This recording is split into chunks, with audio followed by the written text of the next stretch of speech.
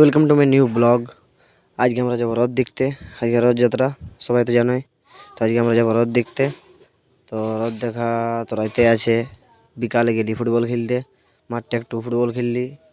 দেখো আমি গোল গোল ঘুরে আছি পুরা। তারপর রাতে আমরা সবাই সাত ফাত করে বেড়াই গেলি রথ দেখতে।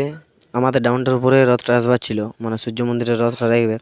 তো ওই জন্য এই রথটা এই আমাদের ডাউনটার উপরে পেরাবে। তো আমরা ডাউনটার উপর উঠলি, দেখছি রথটা আসছে।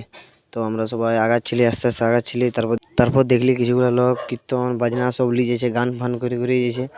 বক্সটা ডিজে গান বাজে নাই, ওরা গান করছে ওইটাই বাজছে। তো সবাই নেচে নেচে যেছে। এবার কী ভাইব বাজে আমি জানি না, কিন্তু নেচে নেচে সব মেয়ে গেলা সব একদম নেচে নেচে যাইছিল। আর পেছন দিকে ছিল বাজনা, তো বাজনাও সব নেচে নেচে যেতেছিল। তো আমরা দাঁড়া দাঁড়া ভাবতেছিলাম, আমরা ভাবলি নাচবো, তো দেখছি না, ফুটবল খেলি তো একে পা ব্যথা হয়ে গেছে আর নাচবো না। তারপর অর্থাৎ দড়িটা কিছুক্ষণ পর ছোঁয়া পালি। তো বহুত কষ্টে ছোঁয়া পালি, দুদিকে আমাকে চেপে রেখেছিল। তা বহুত কষ্টে ঠেলে ঠুলে আমিও দড়িটাকে হালকার মধ্যে ছুলি। তারপর আমরা আগে গেলি সূর্য মন্দিরের দিকে। তো সূর্য মন্দিরে পায়েস দিয়ে দিয়েছিল, ওই জন্য পায়েস একটু খালি।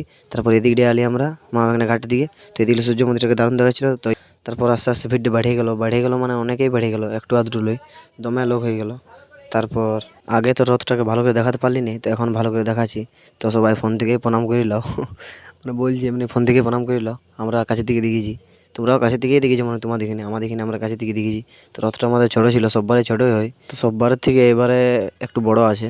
তো কেমন লাগলো ব্লগটা? আশা করি সবাইকে ব্লগটা ভালো লেগেছে। যদি ব্লগটা ভালো লেগেছে তো লাইক, কমেন্ট অ্যান্ড সাবস্ক্রাইব করে দিবে। দেখা হবে পরের ব্লগে। সবাই কমেন্ট করবে যে কেমন হয়েছে ব্লগটা।